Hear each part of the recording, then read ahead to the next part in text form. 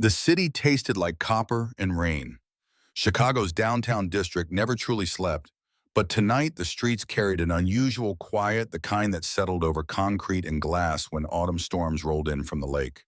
Water sheeted across Michigan Avenue in translucent curtains, washing the reflections of traffic lights into abstract watercolors on black asphalt.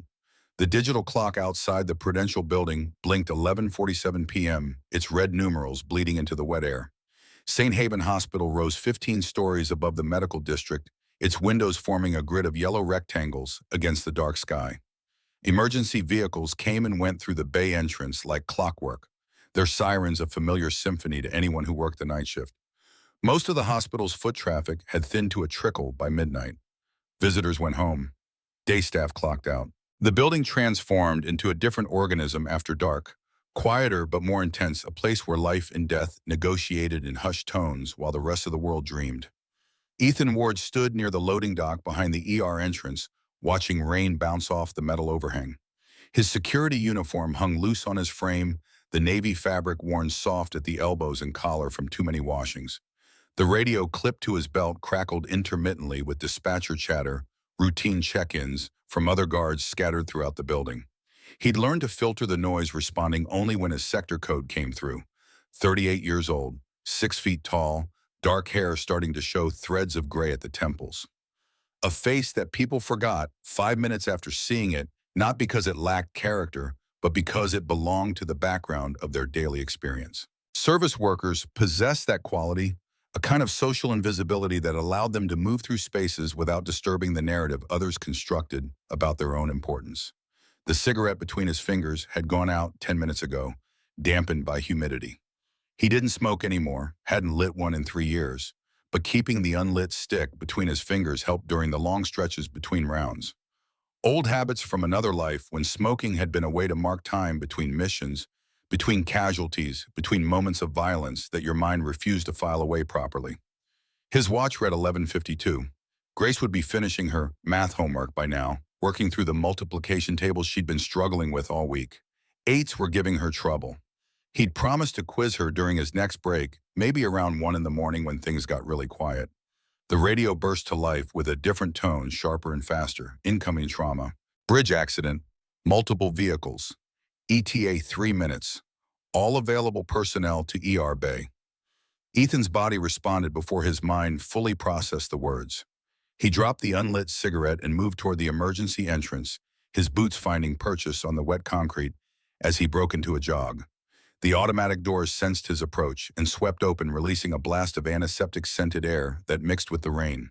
Inside the ER had already shifted into high gear. Nurses hurried between stations, pulling crash carts into position and prepping trauma bays. Dr. Reyes should have been on duty, but Ethan saw only Dr. Chen coordinating with the charge nurse, her face tight with concentration. Ethan positioned himself near the entrance, out of the way, but close enough to respond if security was needed.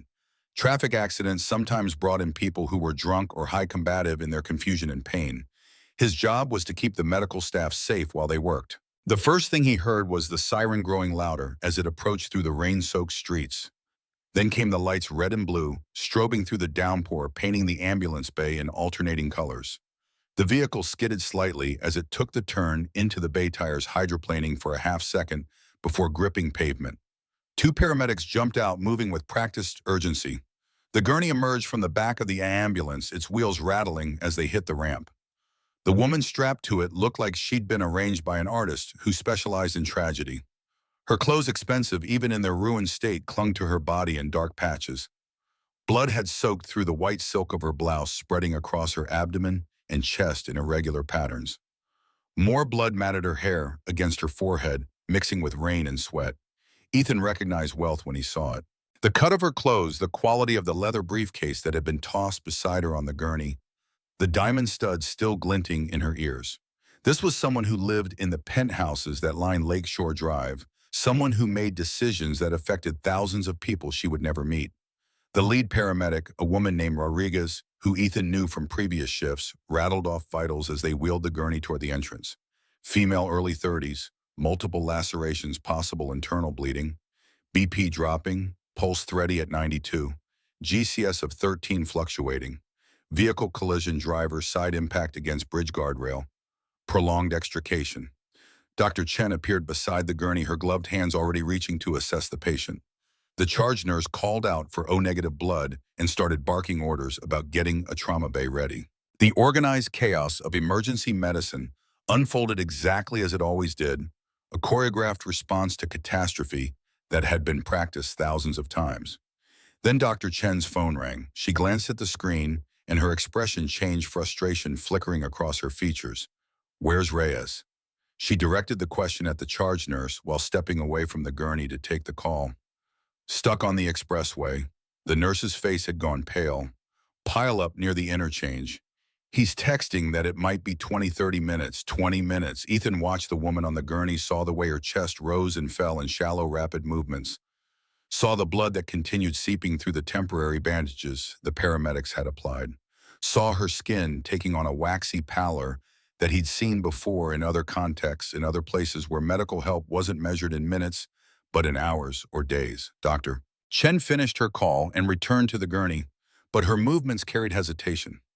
She was good, everyone knew that, but trauma surgery wasn't her specialty. She handled the routine emergencies, the broken bones and cardiac episodes, and diabetic crashes. High-velocity trauma with internal bleeding needed someone like Reyes, someone who could open a chest or abdomen and navigate the geography of damaged organs with absolute confidence. The woman on the gurney made a sound something between a moan and a gasp.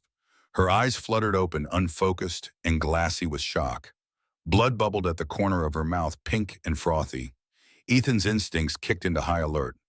That meant lung involvement, possibly a pneumothorax or worse. He found himself moving forward without conscious decision. His body remembered what his mind had tried to forget, the muscle memory of responding to trauma, of stepping into chaos when everyone else stepped back. He reached the gurney just as the woman's hands shot out, fingers wrapping around the charge nurse's wrist with surprising strength. "Wait." The word came out as barely more than a whisper forced through lips that had started to turn blue at the edges. "Please." The nurse tried to soothe her with practiced gentleness, but the woman's grip tightened. Her eyes searched desperately, looking for something or someone, seeking an anchor in a reality that was fracturing around her. "Just make it fast." Her voice cracked on the words. "I don't want the pain." The phrase hit Ethan like a physical blow. He'd heard it before, spoken in different languages, but carrying the same meaning. Soldiers who knew they were dying, who'd seen enough combat to understand what their bodies were telling them, who just wanted the end to come quickly rather than slowly. It was the sound of someone surrendering to the inevitable. But this wasn't a battlefield. This wasn't some remote outpost where the nearest hospital was a helicopter right away through hostile territory. This was Chicago, in one of the best trauma centers in the Midwest, and there was no reason this woman had to die. Ethan pulled off his security jacket in one smooth motion, the fabric heavy with rain and sweat. He draped it across the woman's shoulders, tucking it around her body. The gesture was instinctive, born from countless similar moments when warmth had been the difference between a casualty, going into shock, or staying conscious long enough for real help to arrive. "You're not going anywhere." His voice came out steady and calm, the tone he'd used when talking to wounded 19-year-olds who'd stepped on IEDs and lost their legs. "Not tonight." Her eyes found his face and locked on. The fear didn't disappear, but something else entered her expression. Recognition of authority maybe, or just desperate hope that someone knew what they were doing. Dr. Chen stood frozen beside the gurney, clearly trying to decide what to do. The paramedics had stepped back, having transferred care to the hospital staff. The charge nurse looked between Ethan and the doctor, confusion evident in the way her hands hovered uselessly above the patient. Ethan placed 2 fingers against the woman's carotid artery. The pulse beneath his fingertips felt wrong, too fast and too weak, like a bird's heart beating against the cage of her ribs. He pulled back her eyelids, quickly checking pupil response. Reactive but sluggish. The blood at her mouth had increased, more bubbles forming with each exhale. Dr. Chen finally found her voice. "Mr. Ward, I need you to step back, please." But she didn't move to take his place. She stood there, paralyzed by the gap between what she knew she should do and what she felt capable of handling. Ethan had seen that look before on young medics during their first real casualties, the moment when textbook knowledge collided with human fragility and found itself desperately inadequate. He ignored the doctor and leaned down so his face was level with the woman's. Can you hear me? I need you to focus on my voice. She managed a tiny nod, her pupils dilating and contracting as she struggled to stay conscious. What's your name, Olivia? The word came out wet, more blood mixing with saliva. Olivia Hart. Olivia, I'm going to help you, but I need you to stay with me. Can you do that? Another nod, weaker this time. Her fingers, which had been gripping the edge of the gurney, began to relax. Ethan recognized the sign. She was sliding away, her body starting the process of shutting down to conserve what little energy remained. He pressed his palm against the wound on her left side, applying firm, even pressure. She gasped, her body arching slightly against the restraints. Pain was good. Pain meant she was still fighting. Breathe in through your nose. Count to 4. 1, 2, 3, 4. Now out through your mouth. Slow. That's it. Do it again. She obeyed, her chest rising and falling in response to his commands. The breathing technique served two purposes. It kept her focused on something other than panic, and it helped prevent her from hyperventilating, which would only worsen the potential pneumothorax. Dr. Chen finally moved, stepping up to the opposite side of the gurney. Her hands began their own assessment, checking the bandages the paramedics had applied, feeling for other injuries. But her movements lacked certainty. We need to get her to surgery. The doctor's voice carried an edge of desperation. But Reyes is still. How far out? Ethan kept his eyes on Olivia while he spoke, maintaining that connection that was keeping her anchored. 15 minutes minimum, maybe 20. Ethan's jaw tightened. 20 minutes was a lifetime when someone was bleeding internally. He'd seen soldiers bleed out in less time, their lives pumping away into sand or mud or the metal floors of transport vehicles. I can stabilize her. The words came out before he could second-guess them. Dr. Chen's head snapped up. Your security. I was a combat medic. 3 deployments. 16 years. I know what I'm doing.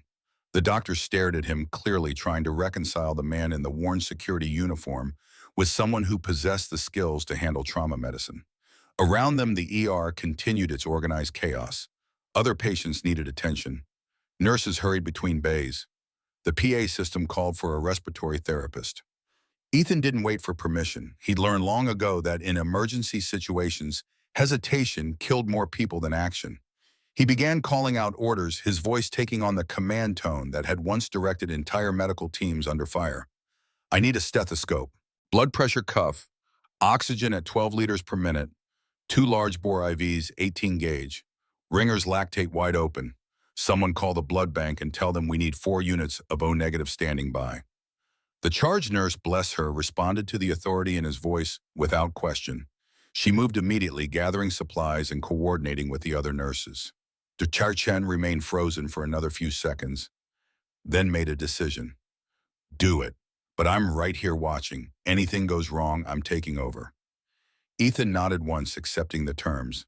He turned his full attention back to Olivia, whose eyes had started to drift closed again. Olivia, stay with me. Look at my face, that's it. You're doing great. Keep breathing just like I showed you. The nurse returned with the stethoscope. Ethan hooked it into his ears and listened to Olivia's chest, moving the diaphragm across different points. The sounds told a story he didn't like. Decreased breath sounds on the left side accompanied by a subtle crackling. Definitely a pneumothorax, possibly with hemothorax. The lung was compromised, filling with blood or air or both. He moved lower, listening to her abdomen. The sounds there were equally concerning.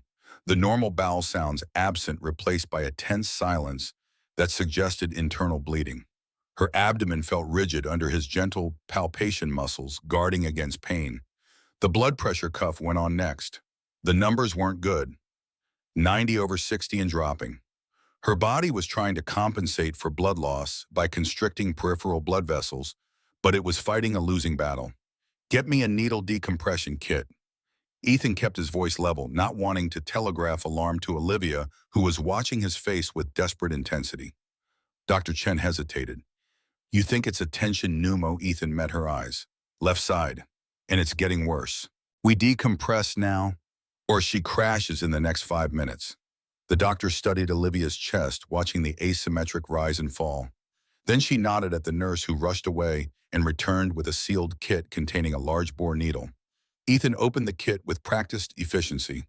The 14-gauge needle gleamed under the fluorescent lights, designed to punch through muscle and into the pleural space where air or blood had accumulated, collapsing the lung and building pressure that would eventually stop the heart.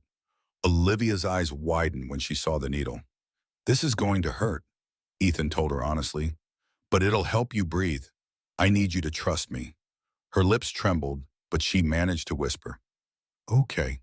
He located the landmark, the second intercostal space along the mid-clavicular line. His fingers found the slight depression between ribs, the exact spot where the needle needed to enter. He'd done this procedure dozens of times in combat, usually while under fire or in the cramped confines of a Humvee racing across desert terrain. Here in a well-lit ER with clean supplies and experienced staff nearby, it should have felt easier. Somehow it didn't. The needle went in smoothly, piercing skin and muscle and the tissue between ribs. There was a moment of resistance as it penetrated the pleural membrane, then a sudden give. Air hissed out through the catheter, a sound like a tire deflating. Olivia's body jerked, and she cried out a sharp sound of pain that cut through the ambient noise of the ER. But within seconds, her breathing changed. The rapid, shallow gasps began to deepen. Color started returning to her lips, the blue tinge fading to pink. Her oxygen saturation, which had been hovering in the low 80s, ticked upward on the monitor. Dr. Chen exhaled audibly. That was the right call. Ethan secured the catheter in place with tape and moved on to the next concern. The IVs were flowing, pumping fluids into her veins to maintain blood pressure, but the bleeding had to be controlled. He examined the wound on her side more carefully, noting the ragged edges and the depth. It looked like she'd been impaled on something during the crash, possibly part of the doorframe or a piece of broken glass. "We need to pack this," he gestured to the wound, "and we need pressure, but not so much that we compromise circulation." Working together now with more coordination, Ethan and Dr. Chen packed the wound with sterile gauze building layers that would slow the bleeding without cutting off blood flow to her leg. The charge nurse started a second IV line, giving them better access for blood products when they arrived. Olivia's hand found Ethan's wrist, her fingers wrapping around it with surprising strength. "Am I dying?" The question came out small and frightened, stripped of all pretense. Ethan looked directly into her eyes. "No. You're going to see the sunrise tomorrow. I promise you that." He had no business making such a promise. He'd learned in the military that you never promised a casualty they'd survive, because sometimes despite your best efforts, despite perfect technique and adequate supplies and ideal conditions, people still died. But something about this woman, something about the desperate hope in her eyes, made him speak with absolute certainty. The next 15 minutes passed in careful monitoring. Ethan stayed at Olivia's side, talking to her constantly, keeping her engaged and conscious. He asked about her job, her family, where she'd gone to school, anything to keep her mind active and prevent her from slipping away. She answered in fragments, her voice gaining slight strength as the fluids and his intervention stabilized her condition. She ran some kind of company, something about medical devices or pharmaceuticals. She lived in a high-rise near the lake. She was supposed to be at a board meeting tomorrow morning. The details emerged in pieces, painting a picture of a life very different from his own. Reyes finally arrived, bursting through the entrance, with his coat half soaked and his hair windblown. He took in the scene with experienced eyes, processing the situation in seconds. "Status." He directed the question at Dr. Chen while moving to scrub at the nearby sink. Chen rattled off the vitals and interventions while Reyes listened, his hands moving through the automatic motions of surgical prep. "Who did the needle decompression?" Chen gestured toward Ethan. "Him." Ward, the night security guard, former combat medic. Reyes glanced at Ethan, his expression unreadable. Then he nodded once, a gesture of professional acknowledgement. "Good work. We'll take her from here." The surgical team appeared gowned and gloved, ready to transport Olivia to the OR. They worked with efficient speed, transferring monitors and IV lines, preparing her for movement. Ethan stepped back, his role finished. He'd done what needed to be done. Now the real experts would take over. As they began to wheel the gurney away, Olivia's hands shot out one more time, searching. Ethan caught it automatically, her fingers cold against his palm. "Thank you." The words were barely audible. "What's your name?" "Ethan Ward." She repeated it slowly, her eyes trying to focus on his face as the medication they'd given her started to take effect. "Ethan Ward, I won't forget." Then the surgical doors swung closed behind the gurney, and she disappeared into the sterile light beyond. The ER gradually returned to its normal rhythm, the crisis absorbed and processed and filed away. Dr. Chen touched Ethan's shoulder briefly. You saved her life. She paused, searching for words. Where did you learn to do that? Ethan picked up his security jacket, Amon, from where someone had draped it over a chair. The fabric was stained with Olivia's blood-dark patches spreading across the shoulder and sleeve. A long time ago, different place. He didn't elaborate. Dr. Chen seemed to sense that further questions wouldn't be welcome. She nodded and returned to her other patients, leaving Ethan standing alone near the entrance. The adrenaline was starting to fade, leaving behind the familiar hollowness that always followed intense action. His hands trembled slightly, a delayed stress response he'd learned to expect. He flexed his fingers, working feeling back into them, and realized he had been gripping Olivia's hand tighter than he'd intended. The mark of her fingers remained on his wrist, small red crescents where her nails had pressed into skin. The radio on his belt crackled. Ward, you there? Need you on third floor. Patient's family is causing a disturbance. He pressed the transmit button. On my way. The hospital needed him in his actual role, now the one he was paid to perform. He was security, not medical staff. Tonight had been an aberration, a moment when past and present collided and his old skills had been needed. But that moment was over. He returned to being invisible, just another uniform moving through the halls. The blood on his jacket would wash out eventually. Grace was sleeping when he checked the cafeteria 20 minutes later. She'd curled up on the vinyl bench near the windows, her head pillowed on her backpack. The math homework lay finished on the table, multiplication problems solved in her careful handwriting. Beside it, she'd drawn another picture in colored pencil. Ethan picked up the drawing carefully, not wanting to wake her. The image showed a man in a uniform standing beside what looked like a hospital bed. A woman lay on the bed and the man's hand was extended toward her. Above the scene, Grace had drawn a heart-colored, bright red with careful attention to staying inside the lines.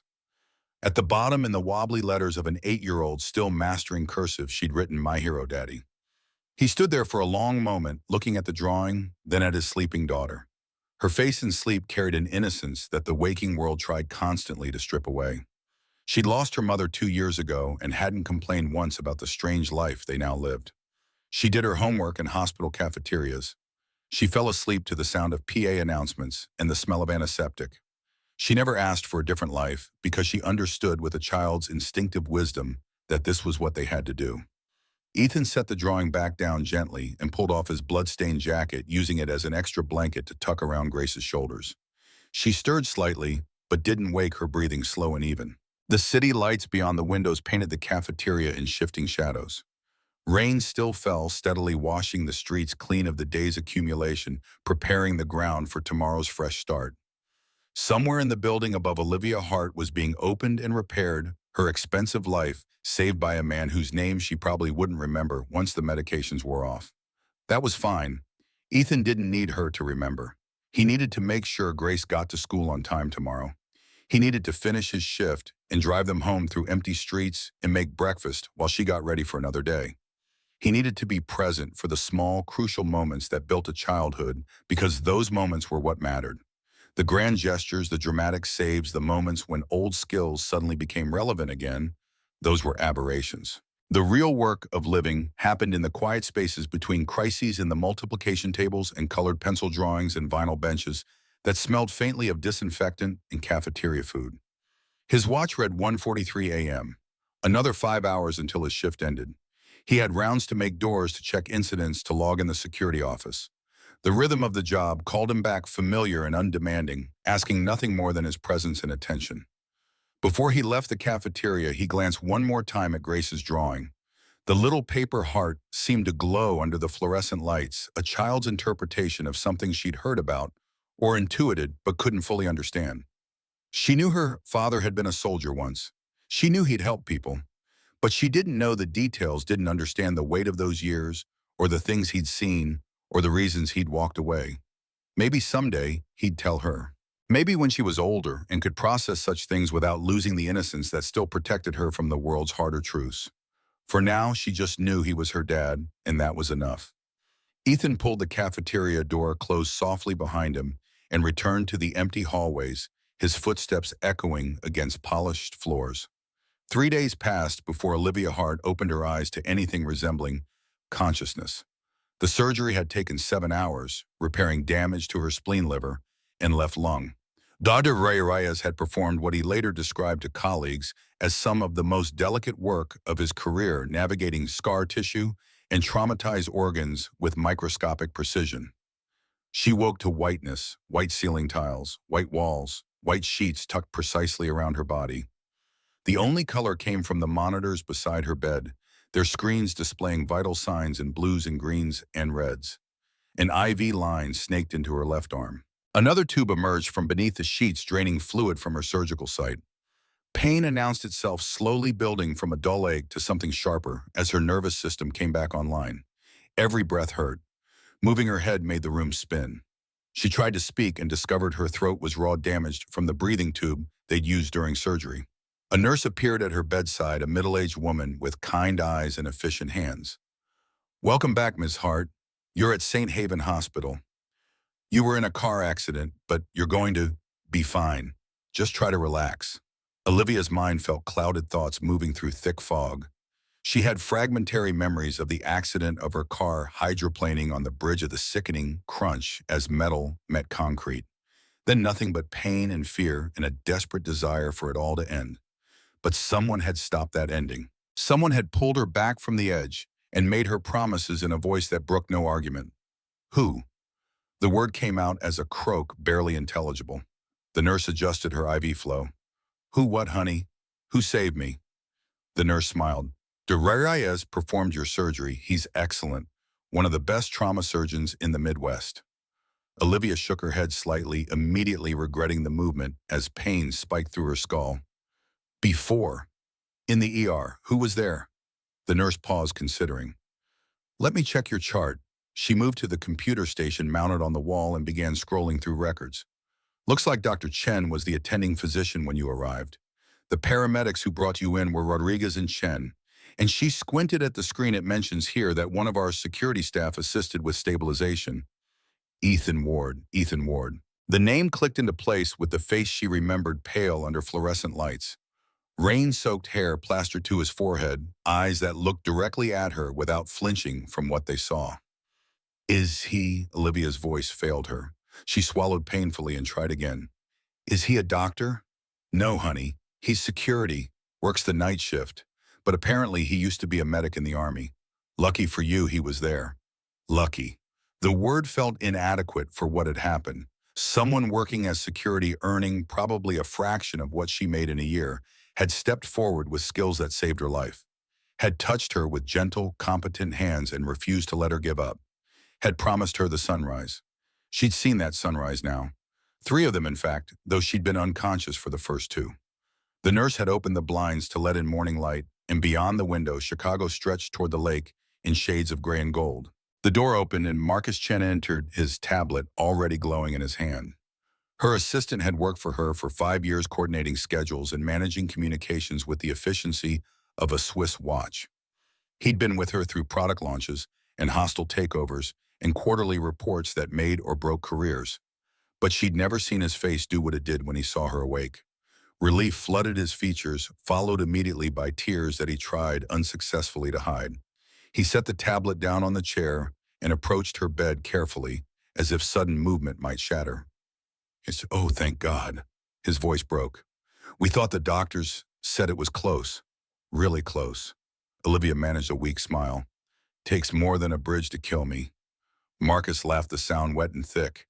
Then, because he was Marcus and his brain never truly stopped working, his expression shifted to something more calculated.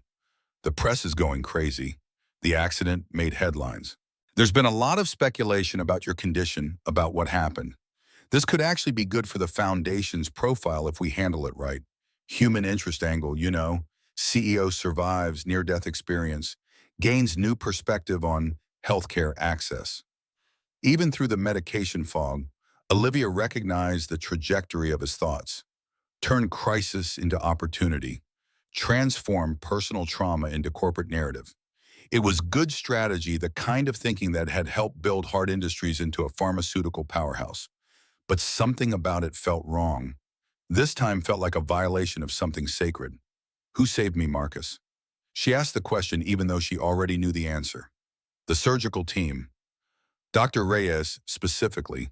He's apparently legendary in trauma circles. Before the surgery, In the ER. Who kept me alive? Marcus consulted his tablet, scrolling through notes. The paramedics did initial stabilization. Dr. Chen was the attending. He paused, reading further. There's a mention of hospital security assisting, but that's probably just procedural. His name. Give me his name. Marcus looked up, confusion evident. Ward. Ethan Ward. Why does it matter? Because Olivia closed her eyes, suddenly exhausted. Because he was there when it mattered. She heard Marcus typing on his tablet, searching for information. Okay, so Ethan Ward, 38 years old, former military discharged 2 years ago, currently employed as night security at St. Haven. Before you ask, his employment record is clean, no complaints, no issues, just a guy doing his job. Just a guy. The description felt like an insult to what she remembered, to the steady authority in his voice and the certainty in his hands. Find out more about him. Olivia opened her eyes again, focusing on Marcus with as much intensity as she could muster. I want to know everything. Why he left the military, why he's working security. Everything. Marcus's expression shifted to something more predatory, the look he got when sensing an angle. This is brilliant. Seriously brilliant. Wounded veteran working as security saves prominent CEO. This is exactly the kind of story that resonates. We can build an entire campaign around this. Maybe offer him a position with the foundation, really lean into the gratitude angle. The optics would be incredible. Olivia felt something twist in her stomach, a sensation that had nothing to do with her surgical wounds. Just find the information. We'll discuss what to do with it later.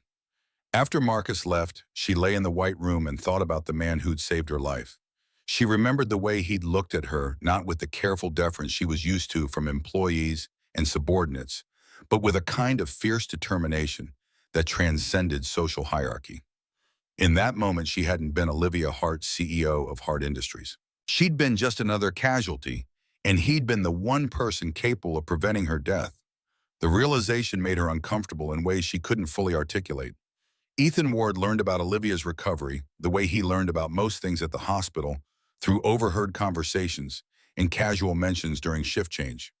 A nurse mentioned that the woman from the bridge accident had woken up. Someone else said she was expected to make a full recovery. Reyes received compliments from colleagues on the complexity of the surgery. No one mentioned Ethan's name. No one connected the security guard walking the third-floor hallway with the person who'd kept Olivia Hart alive long enough for the surgery to matter. That suited him fine. He'd done what needed doing. The recognition, or lack thereof, changed nothing about the outcome. Grace noticed the blood-stained jacket before he could hide it. She'd found it stuffed in the bottom of his locker when she'd gone looking for quarters for the vending machine. Her small face went pale. "Daddy, are you hurt?" He'd knelt down to her level, taking her hands in his. "No, sweetheart. I'm fine. I helped someone who was hurt, and I got a little messy. That's all." Her eyes so much like her mother's, it sometimes hurt to look at them directly, studied his face for signs of deception. "Did they die, Num? She's going to be okay." Grace had hugged him then, wrapping her thin arms around his neck with fierce intensity. "You're a good person, Daddy." The simple statement, delivered with a child's absolute certainty, had nearly broken him. He'd held her for a long moment, breathing in the smell of her strawberry shampoo and the faint scent of the hospital cafeteria that clung to her clothes. Later that night, after Grace had fallen asleep on her usual bench, Ethan stood in the hospital's administrative wing, looking at the framed newspaper clipping behind glass. He'd passed it 100 times before without paying much attention. Now he studied the photograph of Olivia Hart shaking hands with the mayor, her smile bright and professional, her posture perfect. The caption praised her philanthropic commitment, $10 million pledged to improve healthcare access in underserved communities. $10 million. The number was so large it felt abstract, disconnected from reality. Ethan's annual salary was $42,000. Grace's school supplies cost $300 a year. Their rent ate up most of his paycheck. The universe Olivia inhabited, where $10 million could be pledged with a handshake and a smile, existed so far beyond his experience that trying to imagine it felt pointless. He wondered if she'd remember his name. Probably not. People in her position interacted with hundreds of people daily. Service workers blurred together, became interchangeable parts in the machinery that kept their lives running smoothly. The security guard who'd helped her would file away with the paramedics and nurses and orderlies, a collective effort with no individual faces. That was fine. That was how it should be.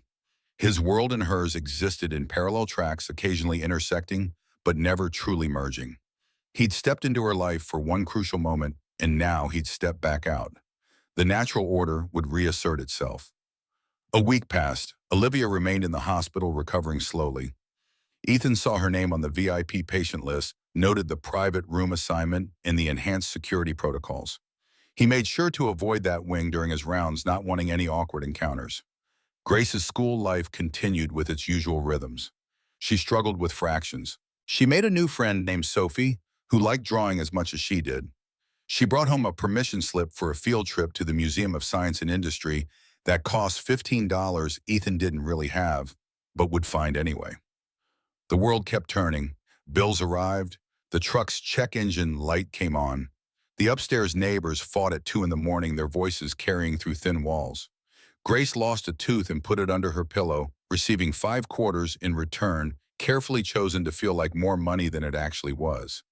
On the 8th night after the accident, Ethan was checking the vending machines on the 4th floor when his radio crackled with an unusual request. "Ward, can you come to the administrative office? Director wants to see you." He acknowledged the call and made his way down 2 floors, wondering what could have prompted the summons. The director of security, a retired cop named Morrison, ran a tight ship, but generally left the night guards alone as long as they did their jobs competently. Morrison's office smelled like coffee and old paper. The man himself sat behind a cluttered desk, his reading glasses perched on his nose as he reviewed something on his computer screen. "Ward, have a seat." Ethan sat in the worn chair across from the desk, waiting. Morrison looked up over his glasses. "Got an interesting call today from Hart Industries. Seems their CEO wants to thank you personally for what you did last week. They're requesting a meeting." Ethan's jaw tightened. "That's not necessary, sir." "Maybe not, but they're being pretty insistent. And given that Hart Industries is one of our biggest donors, it would be, let's say, politically advantageous to accommodate the request." "With respect, sir, I'd prefer not to. I was just doing what needed to be done." Morrison leaned back in his chair, studying Ethan with the assessing gaze of someone who'd spent 30 years reading people. "I pulled your military file. Silver Star, Purple Heart, Army Commendation Medal with Valor. 16 years of distinguished service." He paused. "You didn't mention any of that when you applied for this job." "It didn't seem relevant." "Didn't seem." Morrison shook his head slowly. "Most guys with your record would be leading with it, looking for positions that paid better than security. But here you are working nights for barely above minimum wage." Why? Ethan met his gaze steadily.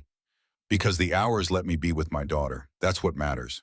Morrison nodded slowly, respect showing in his expression. "I can't force you to take the meeting, but I'm asking you to consider it. Not for the company politics, but because sometimes when people want to say thank you, the gracious thing is to let them." Ethan thought about Grace, about her school trip, and the check engine light, and the slowly accumulating reality that $42,000 a year would never be quite enough when they suggested tomorrow afternoon. "Your shift doesn't start until 10. You'd be back in plenty of time." Ethan stood. "Tell them I'll be there." The meeting was arranged for 2 in the afternoon at a coffee shop 3 blocks from the hospital. Neutral ground, Marcus had suggested somewhere private, but not intimidating. Olivia had agreed, though she suspected nowhere would feel truly neutral when the power differential was so stark. She arrived 15 minutes early, moving slowly with the careful deliberation of someone whose body still remembered its trauma. The surgical incisions pulled with each step. Breathing deeply remained uncomfortable, but she'd insisted on attending, without assistance, needing to do this herself. The coffee shop was the kind of place that served $7 lattes to people who worked in nearby office buildings. Exposed brick walls, Edison bulb lighting, a chalkboard menu featuring drinks with names like The Existentialist and Bourgeois Gilt Extra Foam. Olivia ordered something with espresso and almond milk and settled into a corner booth where she could watch the door. Ethan arrived exactly on time, dressed in jeans and a button-down shirt that had been pressed carefully. He looked different in civilian clothes, younger somehow, though the wariness in his eyes aged him beyond his years. He spotted her immediately and approached the booth with the same economical movements she remembered from the ER. "Ms. Hart, She gestured to the seat across from her. Please sit. Can I get you something coffee food? I'm fine, thank you. An awkward silence settled between them. Olivia found herself struggling for words, something that happened rarely in her professional life. She'd rehearsed this conversation with Marcus, planned out talking points and strategic approaches. All of it evaporated in the presence of the actual man. I wanted to thank you, the words came out simpler than she'd intended. For what you did, the doctor said if you hadn't been there, if you hadn't known what to do. I'm glad you are recovering well. Another silence. Ethan's posture remained close-guarded. He sat with his back to the wall, his eyes occasionally scanning the room in automatic threat assessment. Military habits died hard. Olivia pushed forward. I've been thinking about how to properly express my gratitude. Money seems crude and I'm sure you'd refuse anyway. She smiled, trying for warmth. So I wanted to offer you something more meaningful, a position with the Heart Foundation.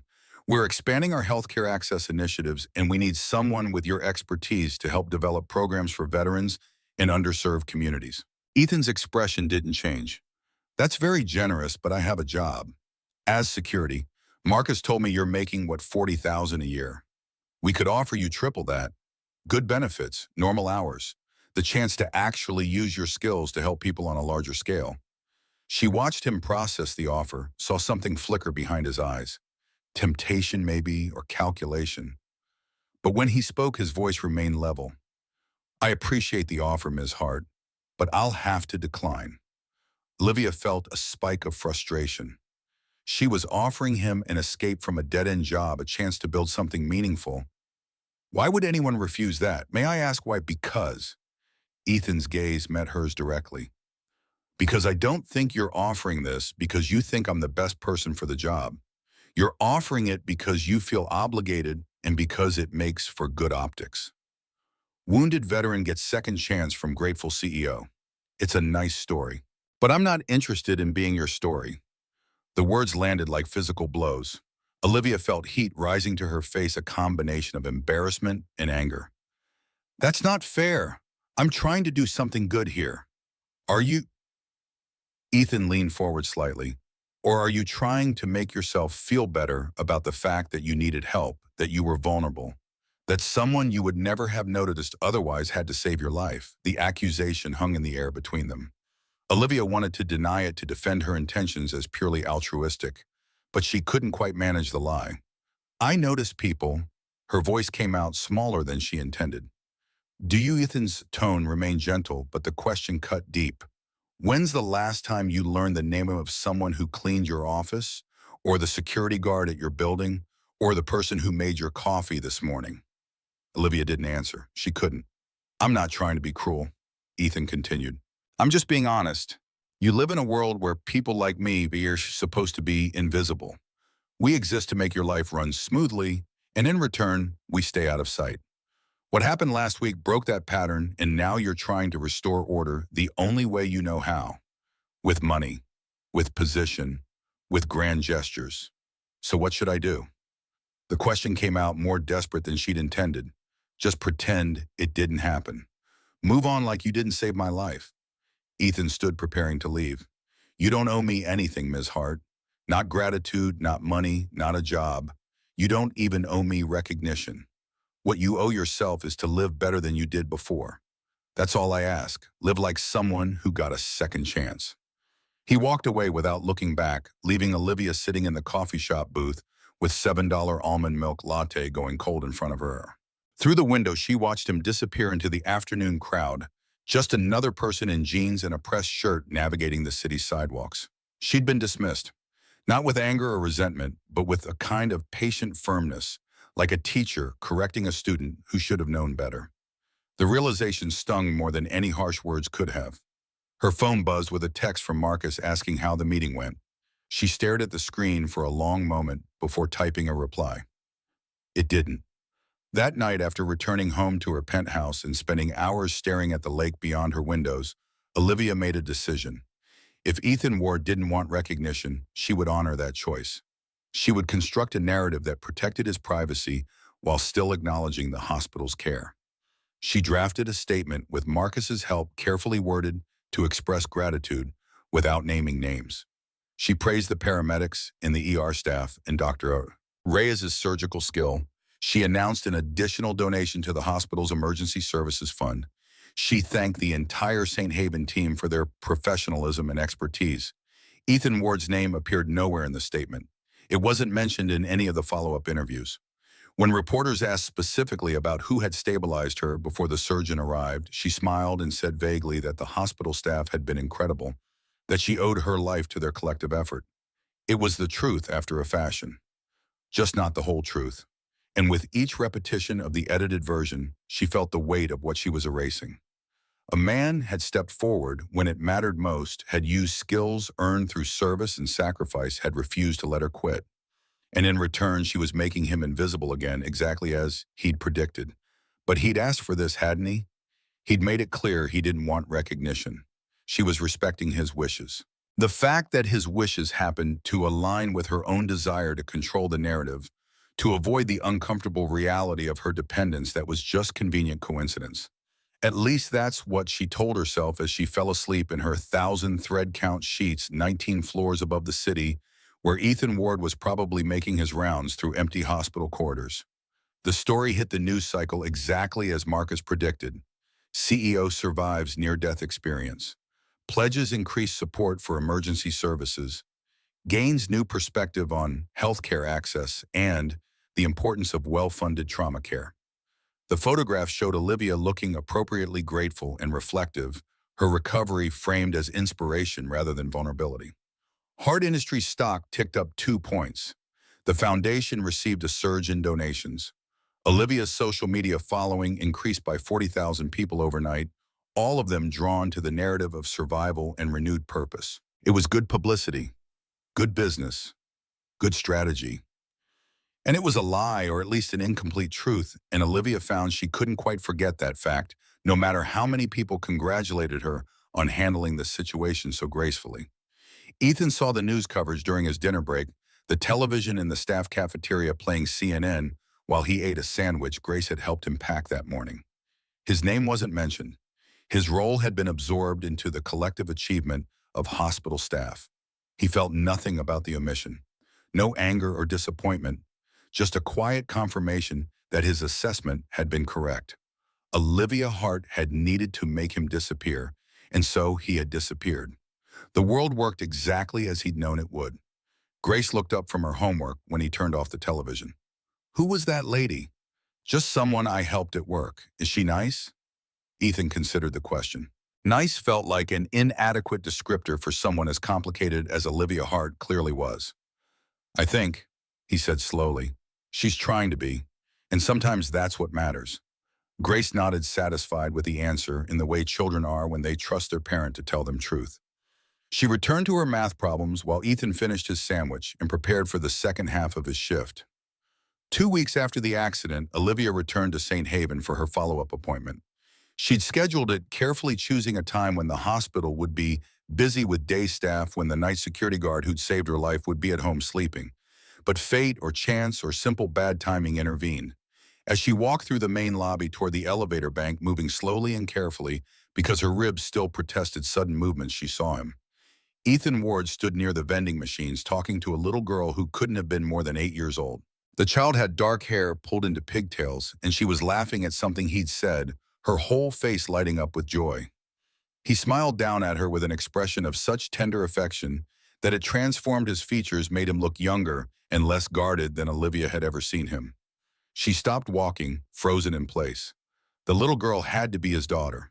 The resemblance was there in the shape of their faces, the color of their eyes. And watching them together, seeing the easy intimacy of their interaction, Olivia understood something she'd missed before. This was why he worked security, despite having skills that could command better pay elsewhere.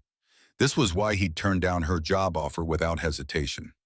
Not because he was proud or stubborn, but because his current job let him keep his daughter close, let him be present in her life in ways that a normal 9-to-5 couldn't accommodate.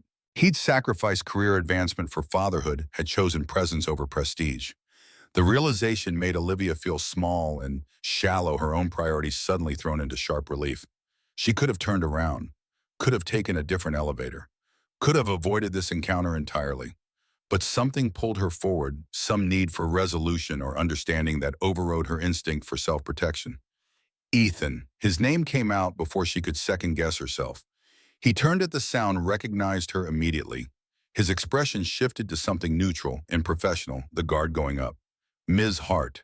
The little girl looked between them with open curiosity, clearly trying to figure out the connection. I wanted to apologize. Olivia forced herself to continue despite the growing awkwardness. For the coffee shop. I shouldn't have assumed you'd want what I was offering. It's fine. Ethan's tone remained carefully neutral. You were trying to do something kind. I appreciate the intention. Silence stretched between them, heavy and uncomfortable. The little girl tugged on Ethan's sleeve. Dad, can we get chips from the machine, one bag? His voice changed completely when he spoke to his daughter, becoming warmer and gentler. And you're sharing with me. The girl beamed and ran to the vending machine, studying the options with serious concentration. She's beautiful. Olivia surprised herself by speaking. Your daughter, thank you.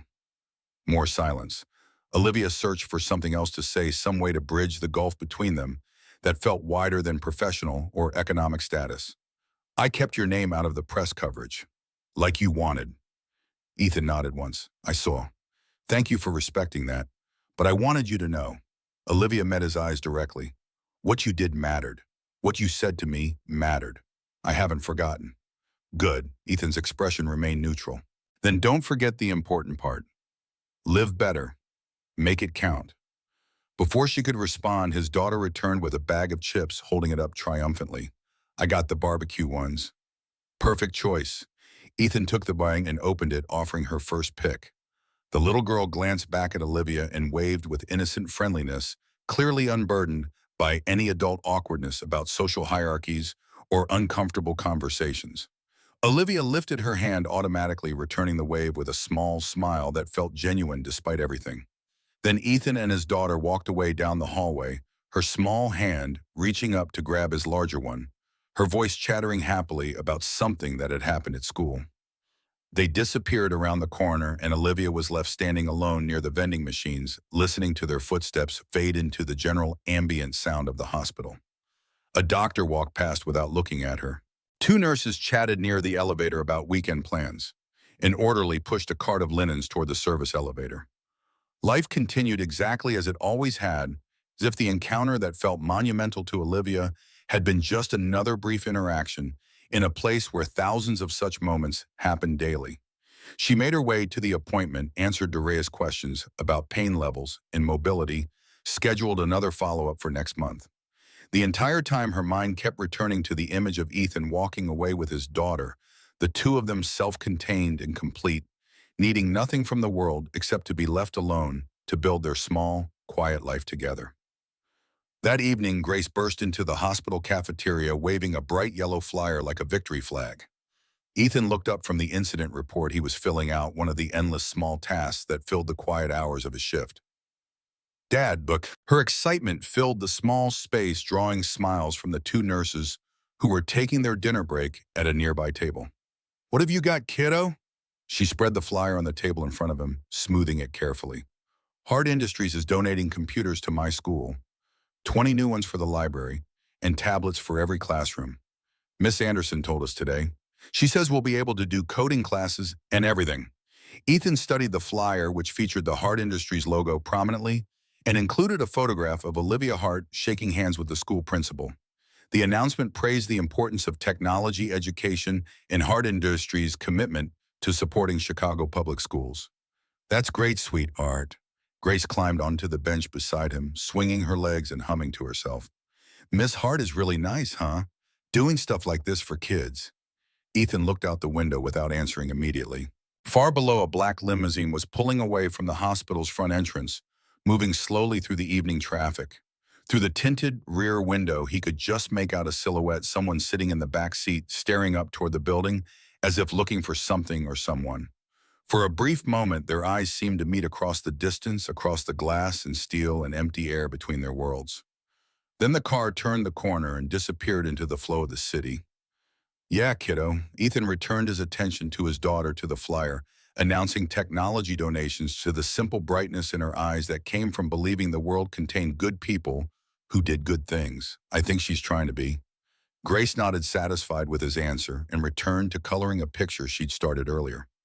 The image showed their apartment building with a bright sun overhead, stick figures of the two of them standing in front holding hands. Simple and honest and containing everything that mattered. Ethan filed away the incident report and checked his watch. Another 3 hours until his shift ended. Then they'd drive home through empty streets while the sun came up and he'd make scrambled eggs, while Grace got ready for school, and she'd catch the bus while he tried to sleep on the couch with the television playing quietly. The same routine they'd followed for 2 years now. The same careful balance between his need to work and her need for stability. Nothing had changed, not really.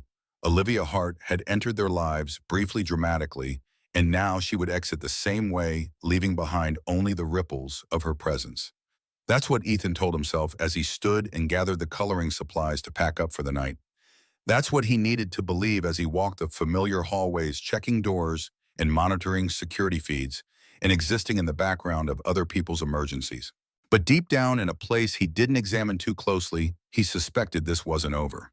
Suspected that their paths would cross again despite his best efforts to maintain separation.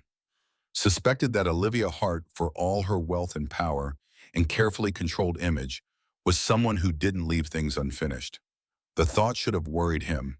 Instead, it just made him tired, the kind of weariness that came from knowing the quiet life he'd built might not stay quiet much longer. Grace finished her picture and held it up for his inspection.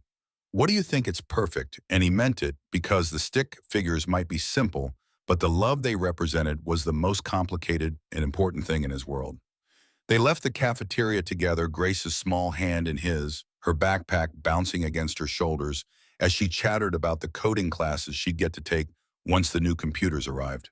Behind them, the television continued playing news coverage. Another story about Hart Industries' charitable initiatives, another carefully constructed narrative about doing good in the world. Ethan didn't look back. He focused on his daughter, on the hallways they needed to walk, on the hours remaining in his shift. The present demanded enough attention. The future, with all its complications and uncertainties, would arrive whether he worried about it or not. For now, this was enough. Grace's hand in his. The knowledge that Olivia Hart would recover. The sunset giving way to night beyond the hospital windows. The small, steady rhythm of a life built from necessity and sacrifice and love. It had to be enough, because it was all he had. 3 weeks after leaving the hospital, Olivia stood in her corner office on the 40th floor, staring at a personnel file that shouldn't have existed on her desk. The manila folder felt heavy in her hands, weighted with information that Marcus had compiled with his usual efficiency and complete lack of ethical boundaries. Ward Ethan Michael, date of birth, March 14, 1987. The photograph clipped to the first page showed a younger man in full military dress uniform, his face harder and leaner than she remembered, his eyes carrying a distance that came from seeing things civilians couldn't imagine. She flipped through pages documenting a career most people would have broadcast proudly. 3 combat deployments, 16 years of service. The commendations read like a catalog of heroism rendered in bureaucratic language. Silver Star for conspicuous gallantry during enemy engagement, rescuing wounded personnel under direct fire. Army Commendation Medal with Valor Device for extraordinary achievement in medical treatment of casualties during sustained combat operations. Purple Heart for wounds received in action. The medical section contained details that made her chest tighten. Shrapnel wounds to left shoulder and torso sustained while providing aid to wounded soldiers during mortar attack. Full recovery, returned to active duty after 6 weeks. Treated for acute stress reaction following incident involving civilian casualties. Mandatory counseling completed. Cleared for continued service. But the file that Marcus had assembled didn't stop at military service. It traced the fracture point where everything changed. Ward Claire Marie, deceased. The death certificate was attached, its clinical language unable to mask the tragedy it documented. Motor vehicle collision, Interstate 294 southbound lanes. Time of death, 11:47 p.m. Caused blunt force trauma, multiple internal injuries. Blood alcohol content of other driver 0.19, nearly twice the legal limit. Olivia's hands trembled slightly as she read the accident report. Claire Ward had been driving home from her sister's house in the suburbs. Their daughter, then 6 years old, had been at home with a babysitter. The drunk driver had crossed the median at 70 miles per hour, turning a Wednesday night into the moment that redefined an entire family's future. The next document showed Ethan's discharge papers, honorable separation under family hardship provision, recommended for promotion to warrant officer recommendation withdrawn at service member's request. Separation benefits standard. Post-service employment assistance declined. He'd walked away from everything, from a career, from rank and pension, and the structured identity the military provided. He'd chosen his daughter over advancement presence, over prestige, and apparently never looked back. The final pages in Marcus's file contained financial records that shouldn't have been accessible, but somehow were. Current annual income, $42,000. Monthly expenses, rent, those are $400 utilities, $200 groceries, $450 vehicle payment, $380 medical insurance, $520. The numbers barely balanced. Every month represented a tightrope walk between stability and crisis. Olivia closed the file and set it on her desk, feeling dirty in ways that had nothing to do with physical contamination. She'd authorized this invasion of privacy, had nodded when Marcus suggested they needed to understand who they were dealing with. Now, holding the documented evidence of Ethan Ward's sacrifice and struggle, she understood exactly what she'd done. She'd reduced a human being to data points, had turned someone's grief and choice and daily survival into information to be analyzed and leveraged. Her phone buzzed with a text from Marcus Foundation Gala tonight. Car picks you up at 6. Dresses in your closet. The annual Heart Foundation Gala. 500 guests each paying $1,000 per plate, raising money for healthcare initiatives that sounded impressive in press releases, but often translated to minimal real-world impact. Olivia attended every year, gave the same speech about innovation and community investment, smiled for photographs with board members and major donors. This year felt different. This year, she couldn't stop thinking about the gap between what the foundation claimed to accomplish and what actually changed in people's lives. The gap between writing checks and creating genuine transformation. The gap between who she wanted to be and who she actually was. The grand ballroom at the Merchandise Mart glittered like a contained galaxy. Crystal chandeliers threw prismatic light across marble floors polished to mirror brightness. Round tables draped in white linen filled the space, each centerpiece a small fortune in orchids and roses. A string quartet played near the entrance, their music barely audible over the conversation of 500 wealthy people discussing vacation homes and stock portfolios. Olivia moved through the crowd with practiced grace, her midnight blue gown, chosen specifically to convey sophistication without ostentation. She shook hands, accepted congratulations on her recovery, deflected questions about the accident with vague mentions of being grateful for excellent medical care. Marcus stayed 3 steps behind her, his tablet glowing as he monitored social media mentions and coordinated with the photographer. The event was proceeding exactly according to plan. The right people were talking to each other. The press coverage would be positive. The foundation's profile would rise another incremental notch. Everything was perfect and perfectly hollow. Ethan stood against the back wall in an ill-fitting security uniform borrowed from the company that provided event staff. He'd been called in at the last minute when another guard canceled the shift coordinator, offering double pay for working on short notice. Double pay meant he could fix the truck's check engine light and still have money left over for Grace's field trip.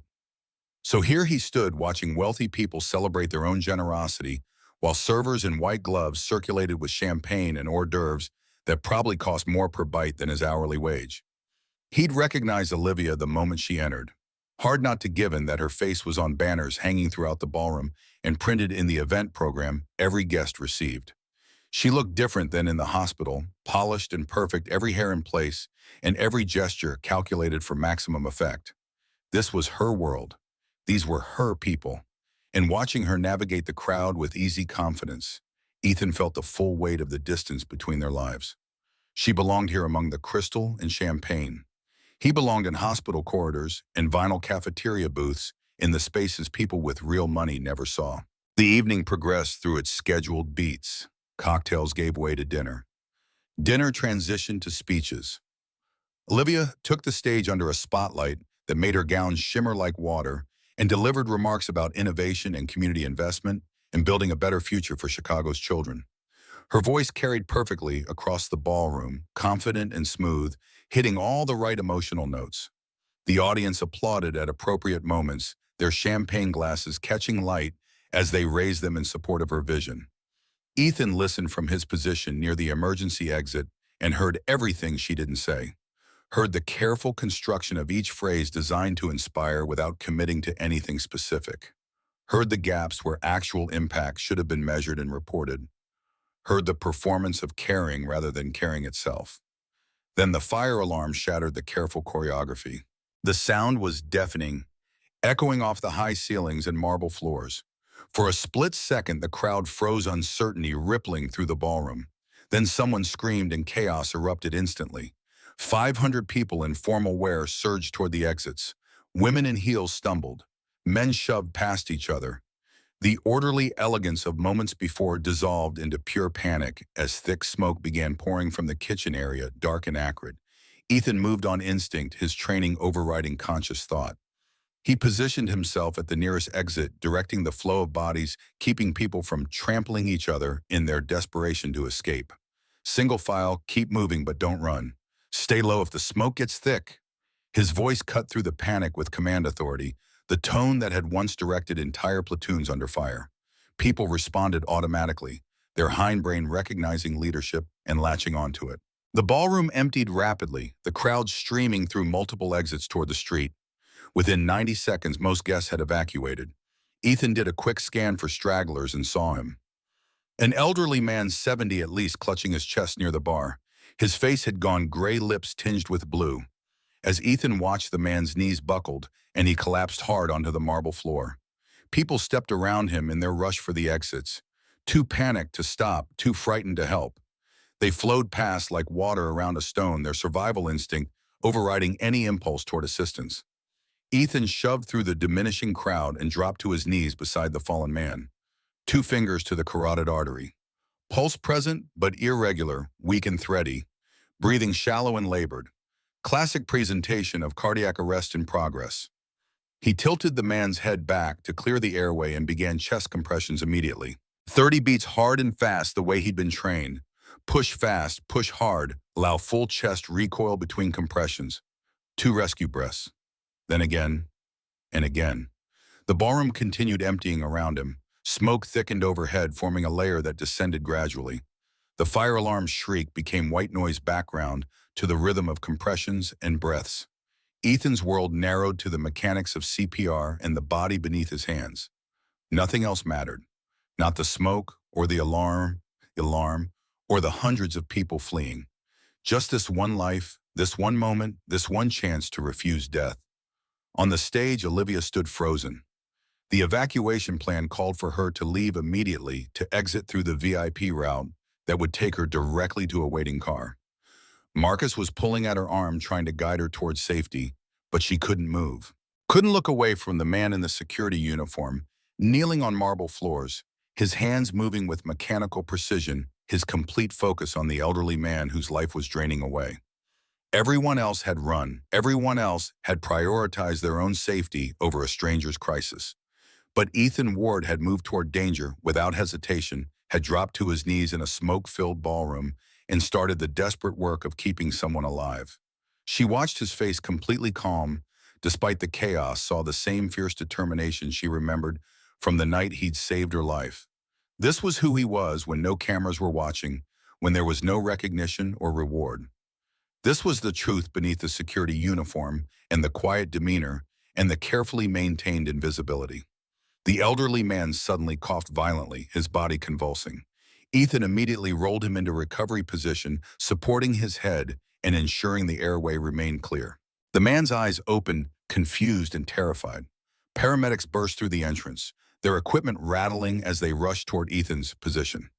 He gave them a rapid status update, professional and precise, then stepped back to let them take over. The remaining guests who hadn't evacuated broke into spontaneous applause. Ethan ignored them, standing slowly and wiping sweat from his forehead. His shirt was damp, his tie askew. His hands, which had been moving with such certainty moments before, trembled slightly now that the adrenaline was receding.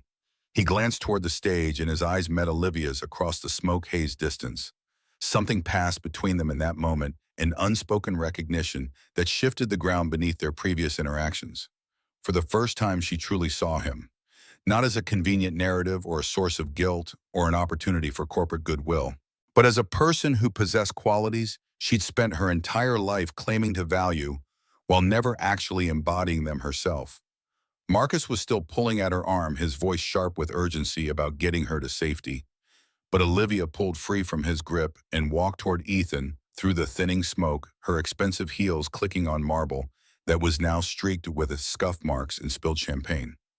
Ethan watched her approach, his expression guarded but not hostile. "You should evacuate Ms. Hart. The building hasn't been cleared yet."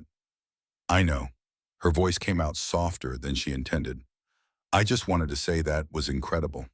What you did, it's what anyone should have done. But they didn't." She gestured toward the now empty ballroom, toward the evidence of 500 people who had prioritized themselves over a stranger in crisis. "Only you did." Ethan's jaw tightened, and she saw frustration flicker across his features. "This isn't about me being special or heroic. It's about everyone else being trained to only care about themselves. The fact that helping someone in need seems remarkable says more about society than it does about me." The words landed like accusations, which perhaps they were meant to be. Olivia felt them settle into her chest, adding weight to the growing collection of uncomfortable truths she could no longer ignore. Firefighters entered the ballroom, their equipment heavy and purposeful. The fire had been contained to the kitchen, an overheated deep fryer that had ignited nearby materials. Minimal damage, no injuries beyond the elderly man's cardiac event. The crisis was over. Ethan turned to leave his job finished, but Olivia's voice stopped him. "Wait, please." He paused but didn't turn around. "I need to talk to you, really talk, not like at the coffee shop. Not me offering things you don't want. Just honest conversation. About what? About how I can actually help. Not to make myself feel better. Not for publicity, but to genuinely create change in a way that matters." Ethan did turn, then his eyes searching her face for signs of performance or calculation. "Why the sudden interest in authenticity, Ms. Hart? What changed watching you?" Her answer came out more raw than she'd intended. "Watching you do the right thing twice now, while everyone else, myself included, stood around being useless. Watching you sacrifice advancement and comfort to be present for your daughter. Watching you refuse to cash in on saving my life because you saw through my bullshit." The vulgarity seemed to surprise him. Olivia rarely cursed, found it unprofessional in most contexts. But nothing about this moment felt professional. "You want to help." Ethan's voice remained level. "Then stop treating charity like a PR campaign. Stop writing checks to causes that look good in press releases. Actually show up, actually do the work. Actually give a damn about whether your money creates real change or just generates positive headlines." "How do I do that?" The question came out small, almost pleading. "I don't know where to start." Ethan studied her for a long moment, clearly weighing whether she was serious or just performing sincerity for an audience of one. "Start by listening to people who actually need help, not to your board of directors or your publicist or whoever tells you what will generate the best optics. Listen to the night shift nurses who can't afford childcare, to the veterans who can't navigate the VA system, to the families living paycheck to paycheck, one emergency away from homelessness. Listen to them and then ask what they actually need instead of assuming you know better." The firefighters motioned for them to evacuate. The building needed to be fully inspected before anyone could remain inside. Ethan nodded acknowledgement and started toward the exit. Olivia followed, her gown gathering smoke, smell, and debris as she walked. Outside, the street had transformed into organized chaos. Guests clustered in groups, some wrapped in borrowed coats against the October chill. Emergency vehicles blocked traffic, their lights painting everything in alternating reds and blues. News cameras had arrived, drawn by the combination of fire trucks and wealthy people in formal wear. Marcus materialized beside Olivia, his face tight with controlled panic. "We need to get you out of here before the press starts asking questions. The car is around the corner." But Olivia wasn't listening to Marcus anymore. She was watching Ethan walk away through the crowd, already dismissing the drama as he pulled out his phone to check on his daughter.